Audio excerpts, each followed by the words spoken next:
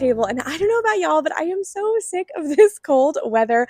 I have been spending the entire month just dream planning where all I want to go in 2025. So for today's Sunday vlog, I thought it would be fun to share some of my top US travel ideas to hopefully give you guys some vacation inspiration. Let's get started. We're starting off strong here with one of my favorite vacation spots, St. George, Utah.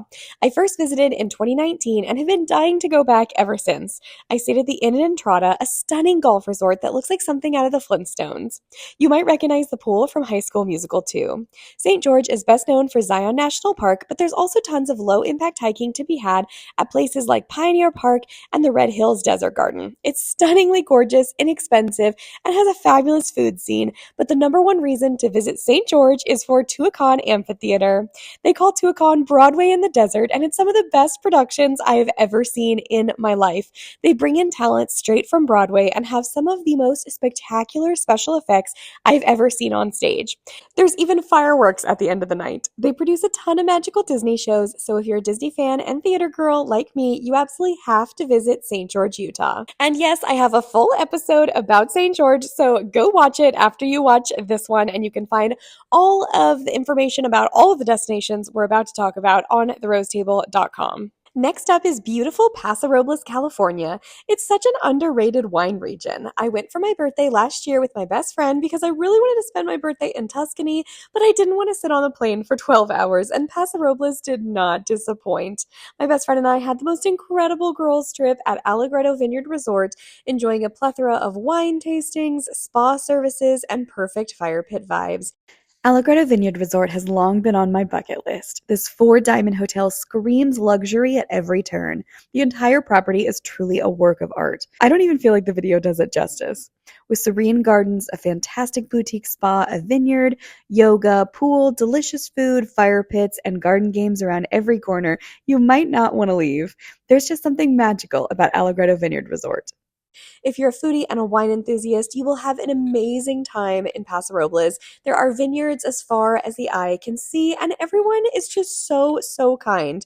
Don't forget to make time for Sensorio, a gorgeous walkthrough light exhibit. It's worth the plane ticket alone. I have truly not shut up about my trip to Paso Robles, and I'm dying to go back as soon as possible. I also have a whole episode about my trip to Paso Robles if you want to go watch that. Paso Robles also happens to be a short drive from Hearst Castle. Hearst Castle is located in San Simeon, California, right on the Pacific Ocean. Once the private home of publishing mogul William Randolph Hearst, you can now take all sorts of fun tours to ooh and ah over his magnificent collection of ancient artifacts and the insane architecture. We started off our tour out in the gardens. The outdoor pool was absolutely stunning. Anything you see here in the footage that looks ancient is literally ancient. Like this fountain made from 3,000-year-old Egyptian statues. The gardens were so beautiful, even in January. We were already impressed before we even got inside to tour the jaw-dropping 55,000 square foot estate built by one of the only female architects in the country at the time, Julia Morgan. If you're a history lover, you absolutely have to do the Grand Rooms tour. William Randolph Hearst entertained tons of celebrities here at the ranch, including Charlie Chaplin, Clark Gable, and the icon himself, Walt Disney. Our tour guide did a fantastic job of walking us through what a visit at Hearst Castle would have been like back in the day. We toured the assembly room, dining room, morning room, billiards room, and the movie theater, where we watched old videos of the actual guests enjoying Hearst Castle back in its heyday. Then we headed out to the indoor pool, which was literally plated in gold. If you love touring epic houses, I highly recommend visiting Hearst Castle. It was definitely worth our trip to San Simeon, and now I so want to go back to do some of the other tours. Another one of my favorite cities to eat in is my mama's hometown of San Francisco. I will pretty much get on a plane to eat in San Francisco at the drop of a hat. In fact, I'm going to be quiet for a minute and let you enjoy a perfect seaside dinner.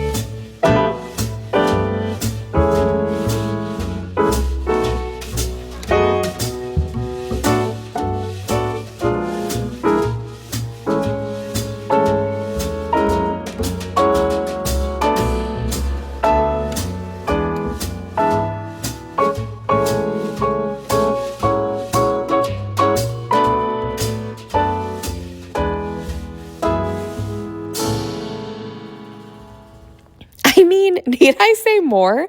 I just love walking around the city, taking in the sights. It's such a pretty city, too.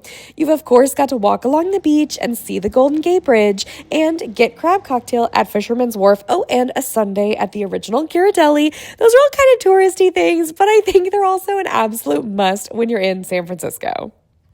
Another great city for foodies is Chicago, Illinois. I feel like Chicago is a really underrated vacation destination. What started as a work event turned into the greatest summer weekend in Chicago, full of unforgettable food, art, and theater.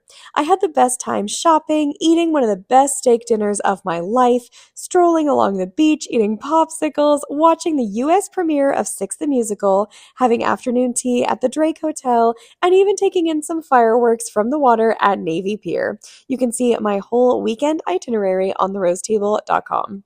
Speaking of underrated vacation destinations, do y'all even know how gorgeous the Texas Hill Country is? There are over 70 vineyards on the Texas Wine Trail between Fredericksburg and Johnson City. Go in the springtime if you can because the Texas wildflowers are absolutely insane. Fredericksburg has lots of adorable shops, cozy cafes, and B&Bs, but I prefer to stay out on the trail because I'm there for the wine. I go several times a year and it's always a great time. The JW Marriott San Antonio deserved its very own mention because you truly never need to leave this property. This hill country resort is just incredible. It has a whole water park with a lazy river, tons of pools, slides, poolside cabanas, and more right there on site. I went in September and it was still perfect pool weather because that's how we roll in Texas. JW Marriott San Antonio also has one of the best spas I've ever been to, and that's saying a lot because I go to a spa on nearly every single vacation. I dream about Lantana Spa and its serene views.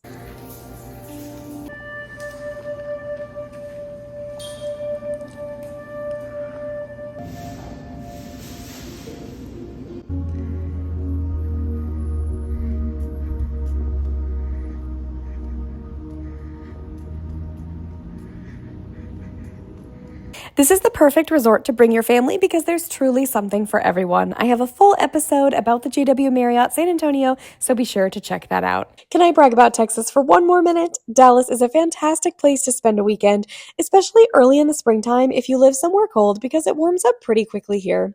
The Dallas Arboretum is reason enough for garden girlies to visit. Dallas Blooms is the largest floral festival in the Southwest. It runs February through April, and you can see over 500,000 blooming bulbs. The Food and Wine Festival is during that time, and it's one of my favorite events of the entire year. We also have an amazing arts scene in Dallas. You can often find me at the opera, symphony, or ballet. If you come in the summer, you can even catch Shakespeare in the Park, an annual event where you can enjoy a show from the comfort of your picnic blanket while eating food and drinking wine. We also have tons of adorable neighborhoods like Bishop Arts that are walkable with lots of artisan shops, amazing restaurants, bars, pie shops, donut shops, ice cream parlors, and more. And fun fact, Texas gets twice the sunshine of the Amalfi Coast, so your odds of getting blue skies here are very good. If you go a little east to my adorable lakeside town, about 20 minutes from Dallas, you can even go sailing on Lake Ray Hubbard. And if you didn't know that Texas looks like this, subscribe to my channel, girl. What are you waiting for? This is my Texas. If you're a theme park enthusiast, you've got to check out Dollywood. It's adorable, relatively uncrowded, and impeccably well kept. The food is also absolutely incredible. It's no wonder the park wins so many awards. I went during the Harvest Festival and Great Pumpkin Luminates, and the spooky vibes were vibing. The Dreammore Resort is just beautiful and only a short trolley ride away from the park with great amenities like fire pits and a lovely resort pool to help you relax and recharge after a fun day in the park. I just wish that I had footage from this trip, but I do have a ton of information on therosetable.com, so comment and let me know if you would love to see a video about Dollywood. I would frankly love an excuse to go back. Thank you guys so much for watching. Comment down below and tell me which of these destinations you would love most to visit or just where you're planning on going in 2025. I haven't decided where I'm going yet, but stay tuned because I have lots of fun ideas in the works. And if you want more information about any of these destinations, just go to therosetable.com and click on travel because I have full travel guides for pretty much every single thing you saw in this video. Thanks and have a great day.